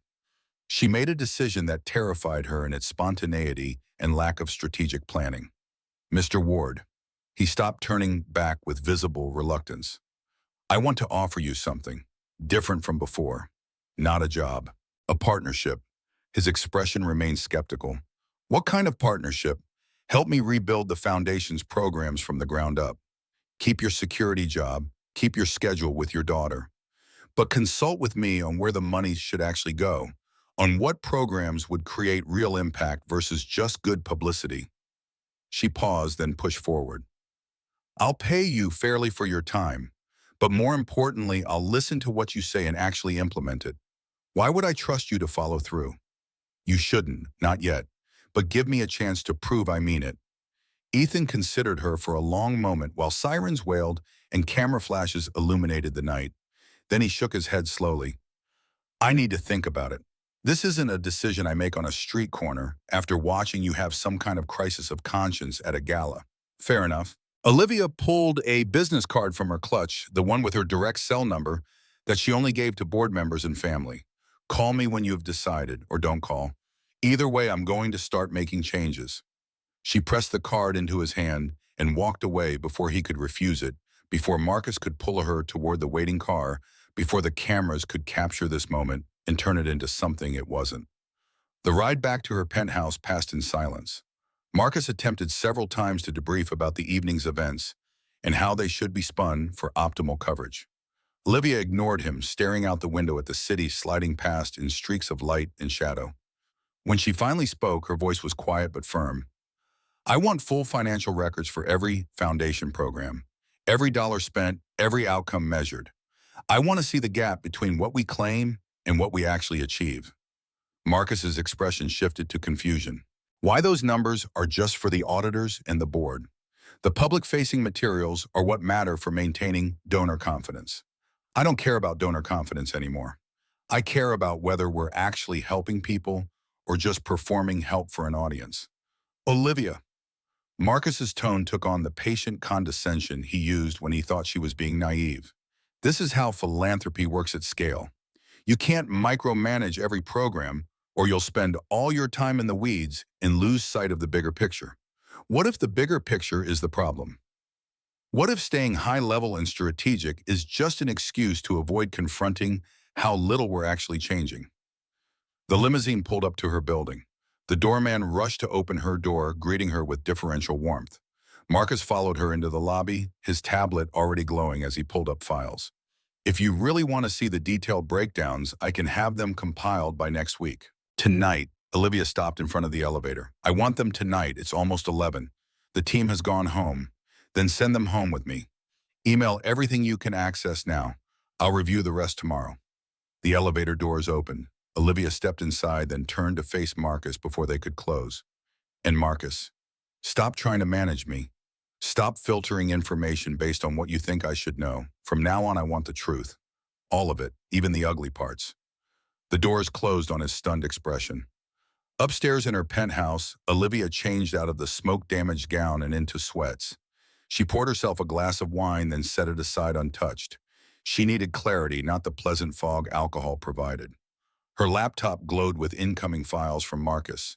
Financial statements, program evaluations, grant distributions. The raw data behind the foundation's glossy annual reports. She read through the night, watching the city's lights gradually dim as sunrise approached. And with each page, her understanding of her own complicity deepened. The foundation donated computers to schools, but provided no funding for training teachers to use them effectively. They funded free health screenings, but not follow-up care for the problems the screenings identified. They built community centers in underserved neighborhoods, but staffed them with underpaid workers who couldn't afford to live in the communities they served. Every program looked impressive in press releases. Every initiative generated positive headlines. But the actual impact measured honestly was minimal. They were treating symptoms while ignoring causes, applying bandages to wounds that needed surgery. It was charity as performance art, generosity as branding exercise, help that helped the helper more than the helped. Olivia's phone buzzed with a text from an unknown number. She almost ignored it, then recognized the area code as local. This is Ethan Ward. I'll work with you, but on my terms. We do this quietly. No press releases about our partnership, no photo ops. We measure success by outcomes, not publicity. And if I think you're backsliding into performance charity, I'm out. Take it or leave it. She typed her response immediately. I'll take it. When can we start? His reply came seconds later. Thursday afternoon. Grace has a half day at school. I can meet you at 2 p.m. not at your office, somewhere in the community we're supposedly helping. Olivia sent him an address, a community center on the south side that the foundation had helped fund 3 years ago. She'd never visited it, had only seen photographs in the dedication ceremony press kit. Thursday arrived wrapped in gray October cold. Olivia drove herself, leaving Marcus and the foundation's usual entourage behind. The neighborhood changed gradually as she headed south, the gleaming towers of the Loop, giving way to lower buildings, then to blocks where empty storefronts outnumbered operating businesses. The community center occupied a converted warehouse, its brick exterior freshly painted, but the windows showing their age. Inside the space was clean, but worn the kind of tired that came from heavy use and inadequate maintenance budgets. Ethan waited near the entrance, dressed in jeans and a jacket. Beside him stood Grace, her backpack slung over one shoulder, her face curious and slightly wary. I hope you don't mind that I brought my daughter. Ethan's tone made it clear he didn't particularly care whether Olivia minded. She had a half day and I couldn't get a sitter on short notice. Of course not. Olivia crouched down to Grace's level. Hi, I'm Olivia. Grace studied her with the serious intensity of children who haven't yet learned to hide their assessments. You're the lady from the hospital. The one Daddy helped. That's right. Your dad saved my life. He saves lots of people. Grace stated this as simple fact without pride or boasting. It's what he does. The observation landed harder than any accusation could have. To Grace, her father's heroism was routine, unremarkable. Of course he saved lives. What else would he do when someone needed help? They toured the community center together. Ethan pointing out gaps between the foundation's funding and the center's actual needs. The computer lab featured aging machines that crashed frequently. The gym equipment was mismatched and in poor repair. The after-school program operated at half capacity because they couldn't afford enough staff. But the people who worked there radiated dedication despite the resource limitations. Olivia watched them interact with the kids who flooded the center after school, saw the care they took and the relationships they built. Saw impact happening in spite of inadequate funding rather than because of it. Ethan introduced her to Maria, who ran the youth programs while raising 3 kids on a salary that barely covered her own family's needs. To James, a former gang member turned mentor, whose past made him uniquely qualified to reach at-risk teenagers, but whose criminal record prevented him from getting better paying work. To Keisha, who volunteered 20 hours weekly while working 2 jobs because she believed the neighborhood kids deserved opportunities she'd never had. These were the people actually creating change. The foundation had provided seed money years ago, then moved on to other more photogenic initiatives. But Maria and James and Keisha stayed doing the grinding daily work that rarely made headlines but transformed individual lives one interaction at a time. By the end of the afternoon, Olivia's carefully constructed understanding of philanthropy had been thoroughly dismantled. She'd thought writing checks and building infrastructure was how change happened. But infrastructure without sustained support just became another abandoned promise. Grace fell asleep on a bench while the adults talked, her homework spread around her in a familiar arrangement that suggested this was normal for her. Ethan draped his jacket over her shoulders with automatic gentleness. So, he turned to Olivia. What did you learn today that I don't know anything? That the foundation has been funding performance instead of impact. That people like Maria and James and Keisha are doing more with nothing than we've accomplished with millions. Good. At least you're starting to see it. He paused. The question is what you're going to do about it. Olivia looked at Grace sleeping peacefully at the community center, full of kids who deserve better than society's scraps at Ethan, whose entire life was built around choosing presence over prestige. I'm going to change everything. The words came out with more certainty than she felt, starting with firing myself from running the foundation. Ethan's eyebrows rose. That seems extreme. Is it? I've been making decisions about communities I don't understand, funding programs I never follow up on, measuring success by press coverage instead of actual outcomes. Why should I keep doing a job I'm obviously bad at? Because Ethan's voice was gentler than she expected. Because you're one of the few people with access to real resources who's actually willing to admit they don't have all the answers. That's rare. Don't waste it by running away. Use it to do better. How? By hiring people like Maria to design and run programs. by funding what communities say they need instead of what looks good in annual reports, by showing up and staying engaged instead of cutting ribbons and disappearing. Will you help me not just consult, actually partner with me on rebuilding this thing the right way? Ethan looked at his sleeping daughter, then back at Olivia. On my terms. I'm not quitting my job. I'm not putting my face on your marketing materials. I'm not becoming your redemption story. Agreed. And if Grace needs me, she comes first, always. Of course, he extended his hand. Then let's see if a corporate COO and a night security guard can actually create something worth a damn. Olivia shook his hand, feeling the calluses on his palm and the strength in his grip. This partnership would be complicated and uncomfortable and would require her to confront every privileged assumption she'd built her life around. She couldn't wait to the first board meeting after Olivia announced her restructuring plan, felt like walking into an ambush. 14 faces around the mahogany table, each representing wealth and influence accumulated over generations. They'd built empires through calculated risk and ruthless efficiency. Charity to them was tax strategy dressed in humanitarian language. Richard Holbrook spoke first, his silver hair and custom suit projecting authority earned through 4 decades in private equity. Let me understand this correctly. You want to redirect 40% of our annual budget toward operational funding for existing programs rather than new initiatives. You want to hire community members with limited credentials to leadership positions, and you want to measure success through qualitative outcomes rather than quantifiable metrics. Olivia met his gaze steadily. That's correct, based on the recommendation of a security guard. Holbrook's tone made the occupation sound like an insult. Based on the recommendation of someone who actually understands the communities we claim to serve. Someone who's lived the reality our programs are supposed to address. Jennifer Park leaned forward, her expression calculating. She ran a venture capital firm that specialized in healthcare startups, had invested early in hard industries, and made a fortune when it went public. Olivia, we appreciate your enthusiasm, but this sounds like emotion overriding business sense. The foundation's current model works. We have excellent publicity, strong donor engagement, and a portfolio of programs that look impressive on paper.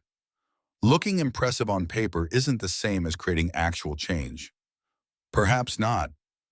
Park's smile didn't reach her eyes. But donors care about impressive. Board members care about impressive. Our model attracts capital that funds these programs in the first place. Change your approach too drastically, and you risk losing the funding that makes any intervention possible. So we should prioritize optics over impact. We should prioritize sustainability. Park's voice hardened. You're proposing we invest heavily in programs that won't generate positive headlines, that can't be easily measured, that won't attract major donors. That's not philanthropy. That's setting money on fire. Thomas Chen, no relation to Marcus despite the shared surname, spoke up from the far end of the table. He'd made his fortune in commercial real estate and approached charity with the same mentality he applied to property development. There's also the question of this partnership you've established. She tapped her tablet, pulling up information. Ethan Ward, $42,000 annual salary, no advanced degree, no nonprofit experience, no background that would justify the advisory role you've created. His background includes 16 years of military service, extensive trauma medicine experience, and a demonstrated commitment to his community that most people in this room couldn't match if they tried. The words came out sharper than Olivia intended. She saw several board members exchange glances, noting her defensiveness. Holbrook pressed forward, sensing vulnerability. We're not questioning Mr. Ward's character or his service to the country. We're questioning whether he possesses the expertise to guide a foundation with a $100 million endowment. These decisions require sophistication in grant-making, understanding of regulatory frameworks, strategic vision for scaling interventions. He has something more important than sophistication. Olivia kept her voice level, despite the anger building in her chest. He has authenticity. He knows what actually helps because he's lived in the communities experiencing the problems. He's raised a child on an income most of you spend on a single dinner. So we should hand over strategic control to someone because he's poor. Park's eyebrows rose. That's condescending, Olivia. Poverty doesn't automatically confer wisdom any more than wealth automatically confers callousness. The argument continued for 90 minutes, circling the same territory repeatedly. The board wanted measurable returns on charitable investment. Olivia wanted to fund interventions that might take years to show results. They wanted splashy new initiatives. She wanted to sustain existing programs doing quiet good work. They wanted control. She wanted to cede power to people closer to the problems. Finally, Holbrook called for a vote on her restructuring proposal. The result was predictable: 12 opposed, 2 in favor, 1 abstention. Olivia's vision for transforming the foundation had been thoroughly rejected. But as board chair, she still held executive authority over day-to-day operations. They could block the full restructuring. They couldn't stop her from using discretionary funds to pilot new approaches. She left the meeting and immediately called Ethan. They voted no. His voice came through calm and unsurprised. Of course they did. You're threatening their comfortable narrative about how change happens. So what do I do now? You do it anyway, just smaller. Build one thing that works, then use that success to prove them wrong. What kind of thing? A community health center on the South Side, full services for veterans and families, medical care, mental health support, job training, child care. Everything integrated, everything accessible. That would cost millions. So spend millions. You've got discretionary authority up to $5 million without board approval. Right? Use it. Olivia pulled up the foundation's financial dashboard on her phone. I have $6.2 million in discretionary funds for this fiscal year. Then let's build something worth $6 million. 3 months later, Olivia stood in an empty warehouse space on 47th Street, watching Ethan pace the concrete floor. Grace sat cross-legged in a corner, sketching the room's dimensions in a notebook covered with flower stickers. The building had been a manufacturing facility decades ago, then sat vacant for 15 years while the neighborhood around it slowly stabilized.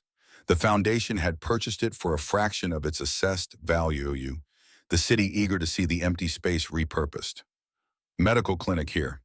Ethan gestured to the eastern wall where industrial windows let in afternoon light. 4 exam rooms, waiting area, pharmacy. Mental health offices upstairs where it's quieter. Job training center in the back section with computer labs and meeting spaces. Olivia made notes on her tablet, translating his vision into architectural requirements. Childcare west corner, ground floor. Easy access for drop-off, self-contained, but visible from the main entrance. Grace looked up from her drawing. Kids need to see their parents can reach them quickly. Makes them feel safer. Olivia blinked, surprised by the insight from an 8-year-old. You're absolutely right. How did you know that? Grace shrugged, returning to her sketch. Because I always feel better when I can see where Daddy is. The comment hung in the air, a reminder of all the nights Grace had spent in hospital cafeterias, staying within sight of her father's presence. Ethan's expression tightened briefly before he continued the walkthrough. Over the next 6 months, the warehouse transformed. Contractors worked in shifts, demolishing walls and building new ones. Electricians rewired the entire structure. Plumbers installed modern systems. The foundation's usual vendors, accustomed to premium finishes and luxury materials, adjusted to a budget that prioritized function over flash. Olivia visited the site weekly, then daily as opening approached. She learned to read construction drawings to understand load-bearing requirements in HVAC specifications and ADA compliance standards. She got dust in her hair and concrete residue on her designer shoes and calluses on her hands from helping move furniture. The work felt real in ways her usual foundation activities never had. She was building something tangible, creating spaces where actual services would be delivered to actual people. No abstract grant-making or arm's-length funding, just concrete and drywall and the slow assembly of a functional healing environment. Ethan recruited staff with the same philosophy he'd applied to designing the space. He hired Maria from the community center to run youth programs. James became the outreach coordinator, his past giving him credibility with the population they aimed to serve. Darius agreed to volunteer 2 afternoons weekly in the medical clinic. A social worker named Patricia, who'd grown up 3 blocks away, took charge of mental health services. They posted job openings in the neighborhood, first prioritizing local hiring over credentials. The mental health counselor had a master's degree from a state school rather than an Ivy League doctorate. The intake coordinator was a former client of similar programs who understood navigation barriers from personal experience. The security guard was a veteran with the PTSD who needed steady work and an employer willing to accommodate his triggers. The board noticed. Jennifer Parks sent increasingly pointed emails about hiring practices and the importance of professional credentials. Holbrook scheduled a site visit, his expressions skeptical as he toured the still unfinished facility. This seems very bare bones. His gaze swept across the waiting room with its durable furniture and linoleum floors. Our usual projects have a certain polish that reflects well on the Foundation's brand. This isn't about the Foundation's brand. Olivia kept her voice pleasant but firm. It's about creating a space that serves the community effectively. Still, a little more investment in aesthetics wouldn't hurt. Holbrook touched a wall painted in simple beige. First impressions matter. The first impression I want is that this place prioritizes people over appearances. After he left, Ethan found Olivia standing in the medical clinic staring at the exam rooms. He's right, about first impressions. I thought you didn't care about aesthetics. I don't care about luxury, but I do care about dignity. Ethan gestured around the space. This room is functional, but it feels institutional. People who come here have been dismissed and dehumanized by systems their entire lives. The space should tell them they matter. So what would you change? Color. Art on the walls created by community members. Plants, natural light. Small touches that make it feel less like a government office and more like a place designed with care. They spent the next 2 weeks implementing changes. Grace coordinated an art project at her school students, creating paintings that now hung in the waiting area. Maria organized a community mural painting day. Someone donated live plants that Patricia arranged throughout the space. The transformation was subtle but profound. The center went from institutional to welcoming without sacrificing function or adding significant cost. 2 weeks before the scheduled opening, Olivia received an emergency call from Patricia. One of their pre-enrolled clients, a veteran named Marcus Cole, had locked himself in his apartment with a gun and was refusing to respond to his family's attempts at contact. Where is he? Olivia was already grabbing her car keys. Patricia gave her an address in Inglewood. Ethan's on his way. Police are staging but not approaching yet. Olivia drove faster than was strictly legal, her mind racing through crisis protocols. They hadn't officially opened yet. They had no established procedures for this scenario. But they also couldn't ignore someone in their program facing a mental health emergency. She arrived to find 3 police cars parked at a careful distance from a brick 3 flat. Ethan stood on the sidewalk talking to a woman in her 60s whose face was streaked with tears. "He's my son," the woman's voice broke. "He came back from Afghanistan 7 years ago, and he hasn't been right since. Won't take his medication. Won't see his counselors. Just sits in that apartment, getting darker." Ethan spoke with practiced calm, asking about Marcus's triggers and medication history and the specific events that had precipitated this crisis. A police sergeant approached, his expression grave. "We can force entry, but given that he's armed, that increases risk significantly. If someone he knows and trusts could talk him down, we'd prefer that approach." Ethan nodded slowly. "I'll go," the sergeant hesitated. "You have training in crisis negotiation?" "I have experience with soldiers in crisis." "It'll have to be enough." Before anyone could object, Ethan walked toward the building. Olivia moved to follow, but Patricia caught her arm. "Let him work." They watched Ethan climb the exterior stairs to the second-floor landing. He knocked on the door, called Marcus's name. No response. He knocked again, speaking louder. "Marcus, it's Ethan Ward. I'm with the new center on 47th. Your intake counselor, Patricia, asked me to check on you." Silence stretched. Then a voice from inside, rough and angry. "Go away. I will. But first I need to know you're okay. Your mom's worried. Tell her I'm fine. If you're fine, why are you locked in there with a gun?" More silence, then the sound of movement inside the apartment. The door opened a crack, revealing a slice of Marcus's face. Mid-30s, gaunt eyes hollowed by exhaustion and pain. "How did you know about the gun?" "Your mom mentioned it. Can I come in?" The door opened wider. Ethan slipped inside the door, closing behind him. The police tensed hands, moving toward weapons. Olivia's heart hammered against her ribs. 15 minutes passed with no sound from the apartment. Then 20. Olivia paced the sidewalk, running through worst-case scenarios. The police sergeant spoke into his radio, updating command and requesting a tactical unit as backup. Finally, the apartment door opened. Ethan emerged first, followed by Marcus. The gun was nowhere visible. Marcus's hands were empty, his movements slow and uncertain. An ambulance pulled up, paramedics approaching with cautious professionalism. Marcus didn't resist as they guided him toward the vehicle. His mother rushed forward, embracing him while crying with relief. Ethan descended the stairs and found Olivia waiting at the bottom. Is he okay? He will be. Ethan's face was pale, his hands trembling slightly. He needs immediate psychiatric evaluation and medication adjustment. But he's agreed to voluntary admission. How did you convince him? I told him the truth. That I've been where he is. That wanting to end the pain doesn't make you weak. That asking for help is the hardest and bravest thing a soldier can do. Olivia saw something in his expression, then a shadow that suggested personal knowledge of the darkness Marcus was experiencing. Ethan, have you ever? She couldn't finish the question, but he understood anyway. After Claire died, yeah. I thought about it. Grace was the only reason I didn't. He looked at Marcus being loaded into the ambulance. That's why I knew what to say, because someone said it to me once when I needed to hear it. The confession settled between them, adding new dimensions to Olivia's understanding of the man she'd partnered with. He wasn't just someone who helped others out of abstract principle. He helped because he knew intimately what it meant to need help and barely survived long enough to accept it. The center opened on a cold November morning. No ribbon-cutting ceremony.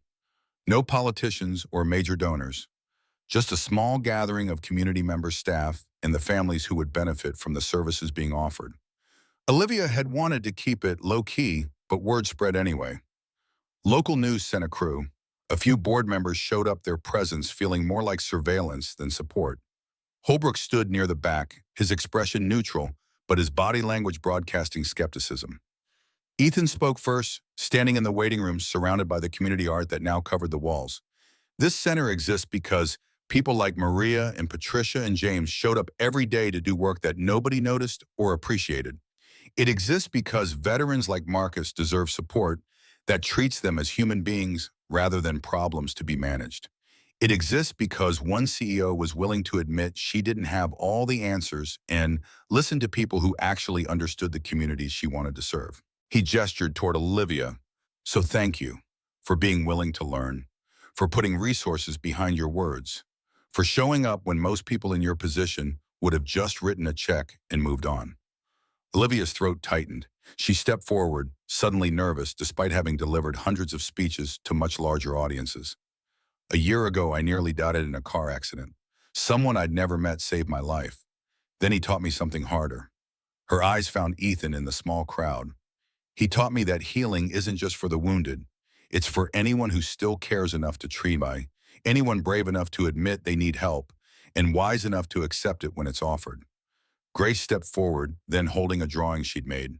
The image showed the center building surrounded by people holding hands. Above them, a sun shone in bright yellow, its rays reaching toward every figure in the drawing. This is for everyone who comes here. Grace's voice was small but clear. So they know they're not alone. She handed the framed drawing to her father, who hung it in the entrance where everyone entering the center would see it. The crowd applauded, the sound warm and genuine. After the brief ceremony ended, Olivia found herself standing with Ethan and Grace near the medical clinic entrance. Staff were already beginning intake for their first clients, the careful choreography of helping beginning in earnest. So, Ethan looked around the space they'd built together. Think it'll work? I think we've given it the best possible chance. Olivia paused. But this is just the beginning, isn't it? Yeah. The real work starts now. The daily grind of showing up and serving and adjusting based on what we learn. Grace tugged on her father's sleeve. Dad, you promised. Ice cream if I didn't complain during the boring speeches. Ethan laughed, the sound lighter than Olivia had ever heard from him. I did promise that. He looked at Olivia.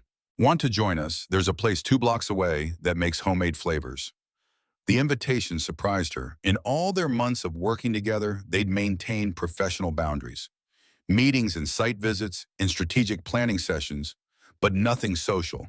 Nothing that suggested their partnership extended beyond the center they'd built. I'd like that. They walked through the neighborhood together, Grace between them, chattering about the art project her class had created for the center's waiting room. The November air bit at their exposed skin, but the sun was bright, casting sharp shadows on sidewalks, still decorated with fall leaves. The ice cream shop was small and worn, its counter staffed by a teenager who greeted Ethan by name. Grace ordered mint chocolate chip. Ethan chose coffee. Olivia, overwhelmed by options, asked Grace for a recommendation and ended up with salted caramel. They sat in a booth by the window eating ice cream and watching the neighborhood move through its afternoon rhythms. Olivia felt the weight of board opposition and funding challenges and all the obstacles they'd faced trying to sustain what they'd built. But in this moment, eating $5 ice cream with a security guard and his 8-year-old daughter, she felt something she hadn't experienced in years. Purpose without performance.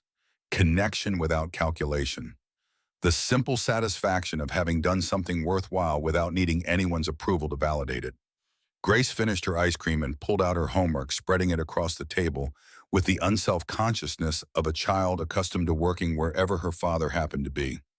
Olivia and Ethan sat in comfortable silence while Grace worked through math problems. Outside, the city continued its endless motion. Inside, in this small booth, in this neighborhood ice cream shop, three people who had saved each other in different ways simply existed together. No crisis to resolve, no board to convince, no press to manage, just the quiet aftermath of having built something worth building and the knowledge that tomorrow they'd have to show up and prove it could sustain itself. But tomorrow was tomorrow. Today they had ice cream and sunshine and the beginning of something neither quite knew how to name, but both recognized as valuable. 5 years passed like water flowing around stones, reshaping everything while leaving essential elements intact. The Ward Center grew from uncertain experiment to established institution. The medical clinic served 300 patients monthly. Mental health services expanded to include group therapy and family counseling. Job training programs placed 80% of graduates into stable employment. The board's skepticism gradually eroded as measurable outcomes accumulated. Holbrook still questioned decisions, but his opposition had softened to something resembling grudging respect. Park invested personal funds in expanding services. Other foundation board members began visiting, seeing for themselves the gap between charity as performance and charity as transformation. Ethan remained night security at St. Haven, insisting on keeping the job, despite Olivia's repeated offers of full-time positions with better pay. The center work fit around his scheduled consultations happening during Grace's school hours or on weekends when she could accompany him. Grace herself transformed from the 8-year-old who'd colored pictures in hospital cafeterias to a 13-year-old who volunteered 20 hours weekly at the center. She'd inherited her father's calm competence, his instinct for showing up when needed. On a Saturday afternoon in October, Olivia found Grace in the center's medical clinic, showing a new patient how to use the blood pressure monitor. The girl's hands moved with practiced confidence, explaining each step clearly and checking the reading with the precision of someone who'd watched medical professionals work countless times. The patient, an elderly woman with diabetes, smiled at Grace with obvious affection. "You're going to make a wonderful doctor someday." Grace's face lit up with the comment, then turned slightly shy. "I'm going to try. My dad says wanting to help isn't enough. You have to show up and do the work even when it's hard." Sounds like good advice. After the patient left, Olivia approached Grace. "Your dad's right about showing up being the important part." Grace looked up from cleaning the equipment. "He usually is. About the important stuff anyway." The comment carried weight beyond its simple phrasing. Grace had grown up watching her father choose presence over prestige, had learned through example that value came from what you did rather than what you claimed. "Can I ask you something?" Olivia settled into the chair beside the exam table. "What made you want to become a doctor?" Grace considered the question carefully, her expression thoughtful. "Because I've seen what happens when people don't get help. When my mom died, there were so many things the doctors couldn't fix. But Dad never stopped trying to help people, even after losing her. He taught me that you don't quit just because something's hard or hopeless. You show up anyway." The girl's voice carried conviction that most adults never achieved. "And I've seen people come to this center who were broken in all kinds of ways. Physical, mental, emotional. And sometimes they get better. Sometimes they don't. But they always deserve someone who cares enough to try." Olivia felt tears prick her eyes. This child, raised in hospital cafeterias and community centers, understood healing in ways Olivia's expensive education had never taught her. "Your dad should be very proud of you." Grace smiled, quick and genuine. "He is. He tells me all the time." She paused. "You should be proud too. Of this place. It actually helps people." The compliment delivered with a 13-year-old's directness meant more than any board commendation or press coverage. Later that evening, as the center prepared to close, Olivia found Ethan in his usual spot near the entrance, reviewing incident reports and checking that all areas were secure.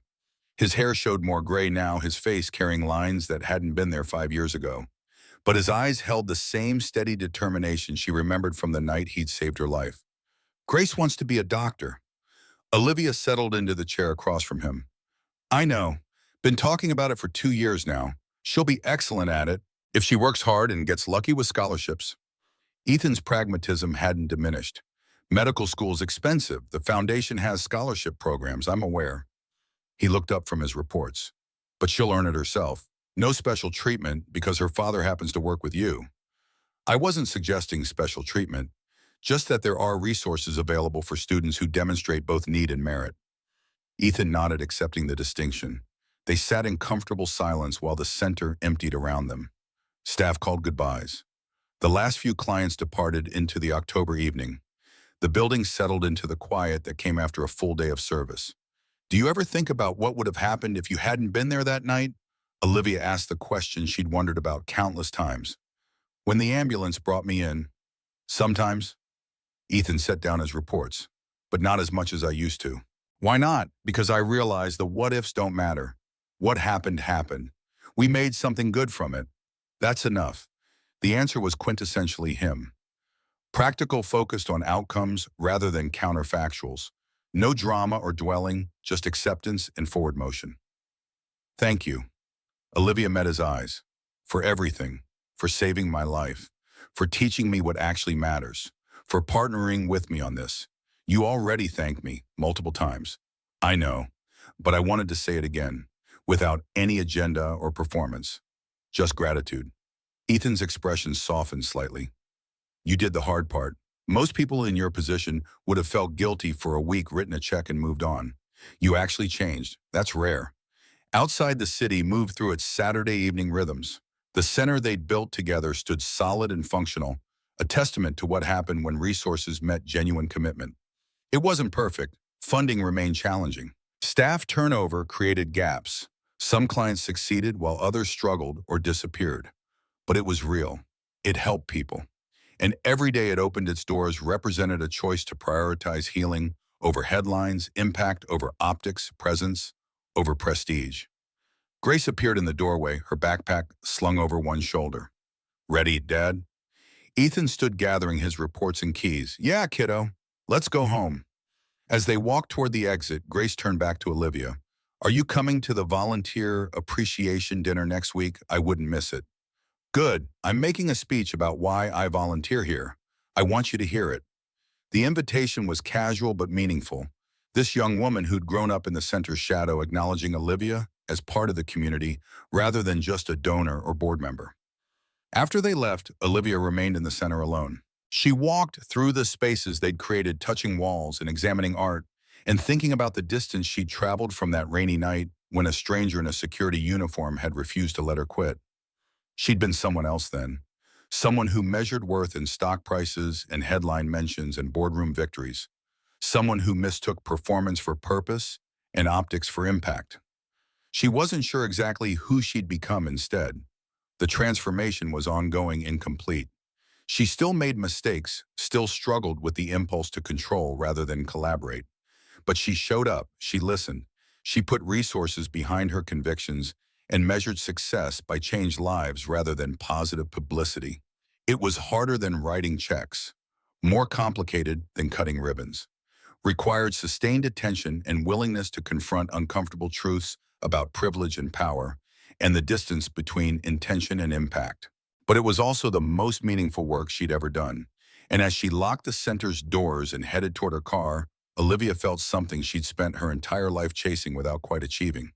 Peace with herself. Pride earned through action rather than acclaim. The quiet satisfaction of having built something that would outlast her involvement and continue serving long after she moved on to whatever came next. The work wasn't finished, would never be finished. But it was real and it mattered and it existed because people had chosen to show up for each other when it would have been easier to walk away. That was enough. That would always be enough.